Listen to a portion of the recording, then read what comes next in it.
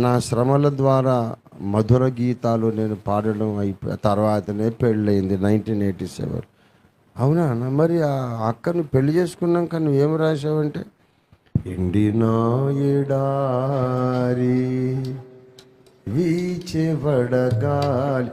ప్రాక్టికల్గా అదే జరిగింది. పెళ్ళైనాకనే ఎండిన ఎడారి రాశా. ఆ పాట చరణం గుర్తుందా? ప్రతి వృక్ష ఛాయ బలు రక్కసైన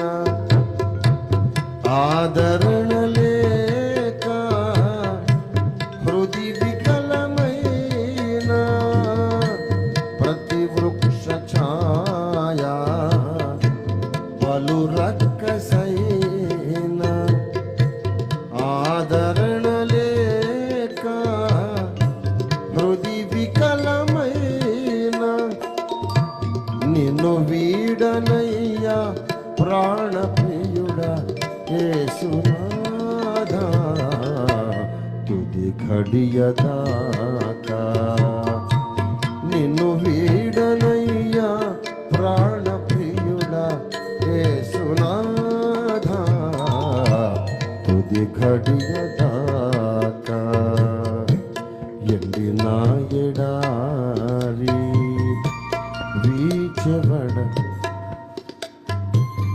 నిన్నగాక మొన్న ఎవరు అడుగుతారు, అయ్యా మీ జీవిత చరిత్ర రాయనంటే నేను చెప్పాను, నువ్వు చదివి చచ్చిపోతారు మీరు అని చెప్పాను.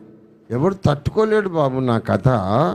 ఈయన హ్యాపీ అనుకున్నప్పుడు నేను గాయపడుతున్నాను, నేను గాయపడ్డానని మీరు అనుకున్నప్పుడు నేను దీవించబడుతున్నాను. మీకు ఎప్పటికీ అర్థం కాదు. ఆ దావీదు ఈ దావీదుకి అర్థమయ్యాడు, అందరికీ ఎక్కడ అర్థమవుతాడు? అర్థం కావాలంటే నువ్వు కూడా దావీదు కావాలి. దేవుని దండము, దేవుని దెబ్బలు తిని పరిశుద్ధత నేర్చుకోవాలి. దేవునితో నడిచే వాళ్లకు దేవునితో నడిచినవాడు అర్థమవుతాడు.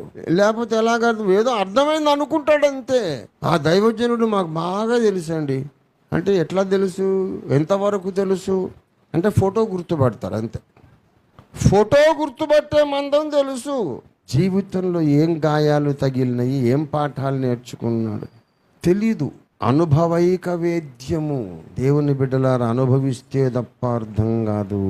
దావీదు అంటాడు, నీ దండము, నీ దుడ్డు కర్ర అంటే నన్ను తాట తీసేది ఉంది నీ దగ్గర, బెత్తం, నా తోలుడేటట్టు దెబ్బలు కొడతావు నాయనా, అదే నన్ను ఆదరించుచున్నది.